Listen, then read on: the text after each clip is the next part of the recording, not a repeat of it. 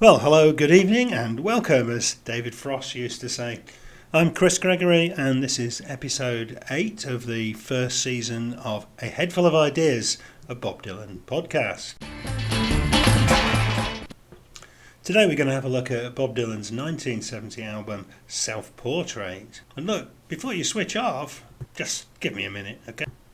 I mean, what is he wasting his time with that for, you're saying? What a bunch of slush. And yes, it regularly appears in those extremely tedious articles in which some rock hack gives us a list of the worst albums of all time. And why not have a go at Bob while you're at it? Don't they love it? In reality, the reputation of Self-Portrait's gone up quite a lot over the years, so perhaps you haven't turned off by now. If you haven't, this is Self-Portrait, an American Symphony. Self-Portrait has long been Bob Dylan's most controversial album. On its release in 1970, it was greeted with shock and incomprehension. Here was the greatest protest singer and visionary poet of his age crooning corny country songs. On the double fold-out cover, there were a whole lot of shots of our man as he mulls around the farmyard, scratching his wispy beard, apparently talking to the chickens. The front cover is a childlike series of paint splodges, which vaguely resembles a face. This is Dylan's own self-portrait, the first of the album's gestures of emptiness. Having spent his career so far producing albums of original material so powerful that they rewrote the rules on writing songs, he now produces a double album with no new Dylan songs at all. Even those that are credited to him, like Living the Blues and Belle Isle, are actually slight adaptations of existing folk and blues tunes. In Chronicles, he claims that at the beginning of the 70s, fed up with being acclaimed as the prophet or saviour of the Woodstock nation, he made an album which he does not name, merely to annoy his fans so that they would knock him off his pedestal. Well, whether he was winding us up or not with that pronouncement, Self-Portrait is lovingly and quite cunningly conceived. It is a self-portrait using the words and music of others, a picture of Bob Dylan derived from his absence. In many ways it sounds better today than when it first appeared. We no longer have the anxiety and disappointment of this being the new Dylan album. It stands alone as a landmark, not only in Dylan's career, but in the evolution of American popular music.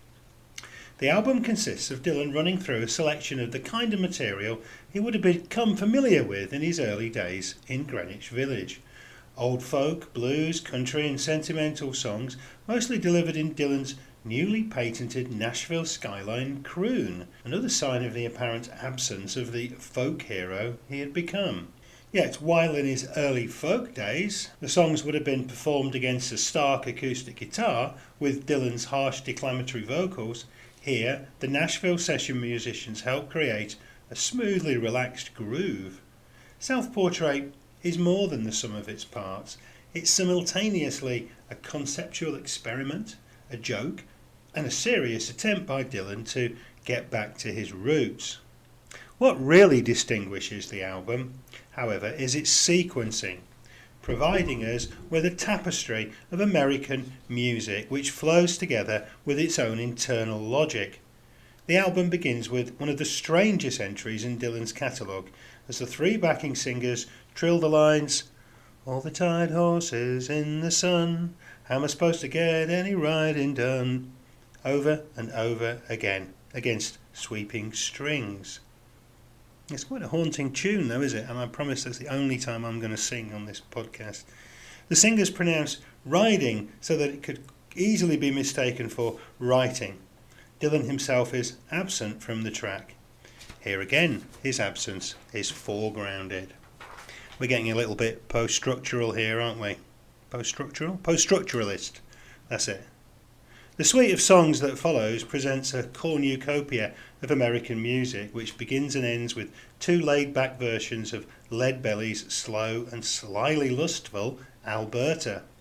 In between that, Dylan plays with his audience's perceptions, presenting himself as an out-and-out crooner on a bizarre version of the standard Blue Moon, which ends in a screechy violin solo and a fully committed take on the maudlin country standard, I Forgot More Than You'll Ever Know. How far can I push this? Dylan must surely have been thinking. Later he will give us a similarly sweet take on two Everly Brothers songs, the Prisoners Lament, Take a Message to Mary, and the gorgeous love song Let It Be Me. Much of the album was overdubbed with strings, anathema to many Dylan fans who associated orchestration with the old sentimental styles, which Dylan himself appeared to have contributed so much to destroying. Yet the use of strings ties the album together, giving it a symphonic sweep. There are two versions of the rather gleeful murder ballad In Search of Little Sadie, one fast, the other even faster. There's a lovely rendition of Gordon Lightfoot's Early Morning Rain, in which Dylan croons in a deep, respectful baritone. The traditional Gold Rush tune, Days of 49, sounds in contrast very much like the old Dylan, and could almost have appeared on his first album. Self-Portrait thus presents us with different versions of the singer. He's a barrel house piano player on the instrumental Woogie Boogie, a light jazzy blues crooner on It Hurts Me Too and Living the Blues, and the leader of a cheery folk ensemble on Paul Clayton's Gotta Travel On. The album's outstanding track is Dylan's fully committed and nuanced rendition of Copper Kettle, the old bootlegger's song in which the narrator luxuriates in being able to lay there by the juniper while the moon is bright, watch them jugs a-fillin' in the pale moonlight. Dylan's powerful vocal performance sums up the mood of the whole album.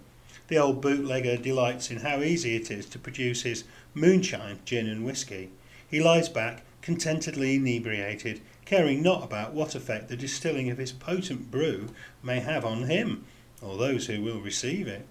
It is as if Dylan himself is laying back, chuckling at us all. Surely he seems to be teasing us. He has earned the right now to take it easy.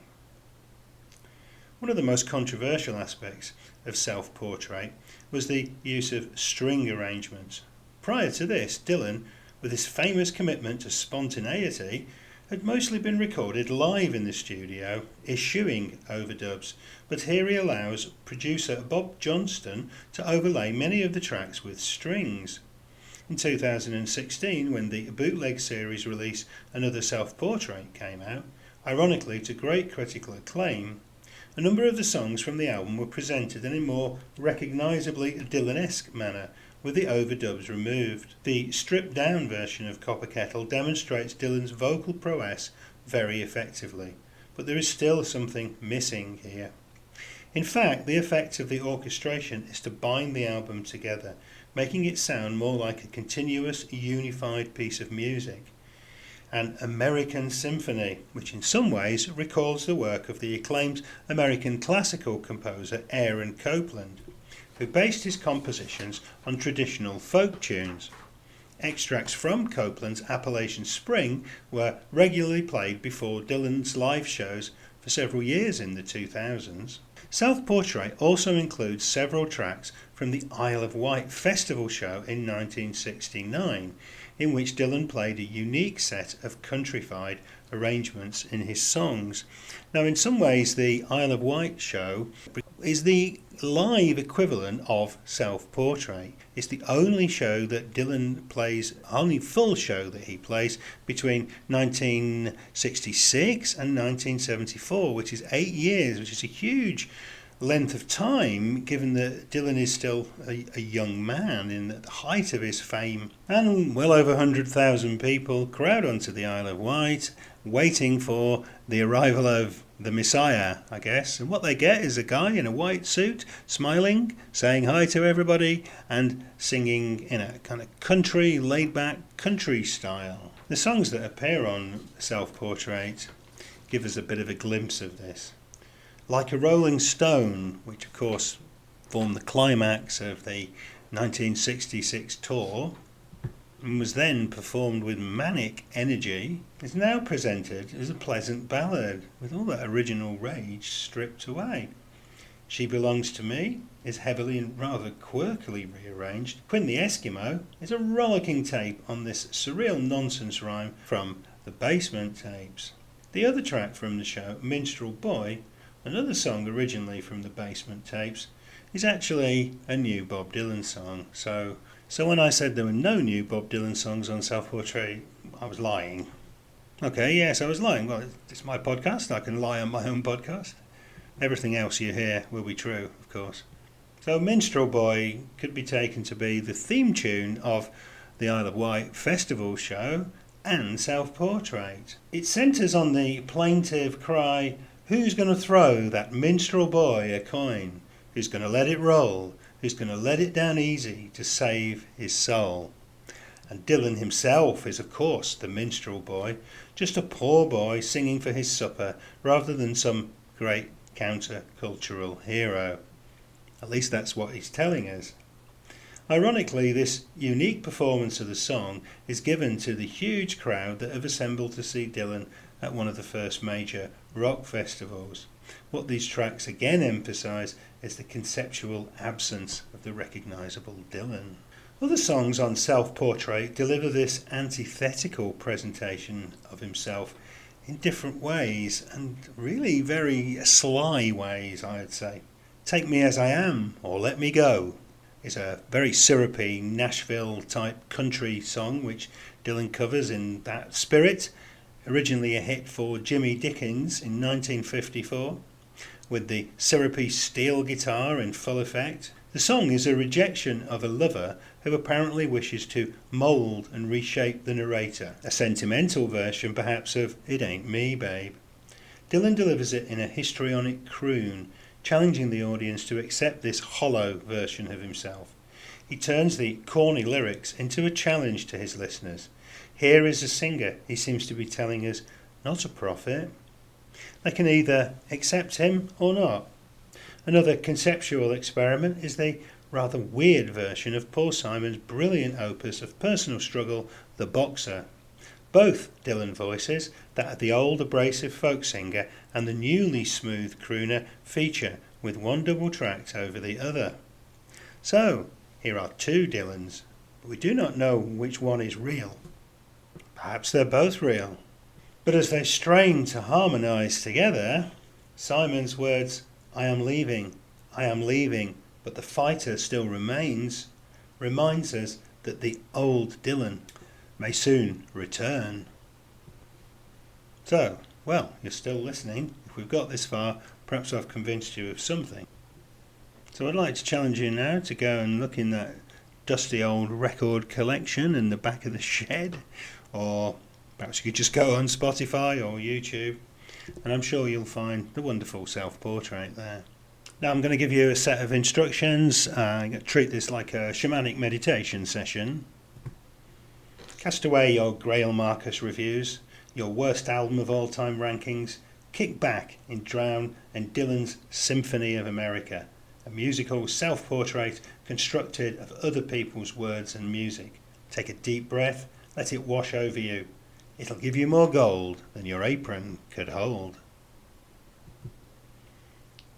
Okay, well I hope you enjoyed tonight's show, and next week we're covering the wedding song, so that'll cheer you up. You can check me out on my website, which is called From the Pen of Chris Gregory. It's got lots of Bob Dylan stuff and lots of other writing on it as well.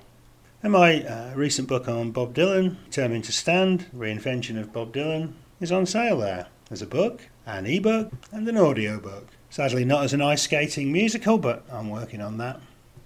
You can also follow me from the pen of Chris Gregory on Facebook and Twitter, or any kind of feedback, ideas for the programme would be gratefully accepted. So that's it for now.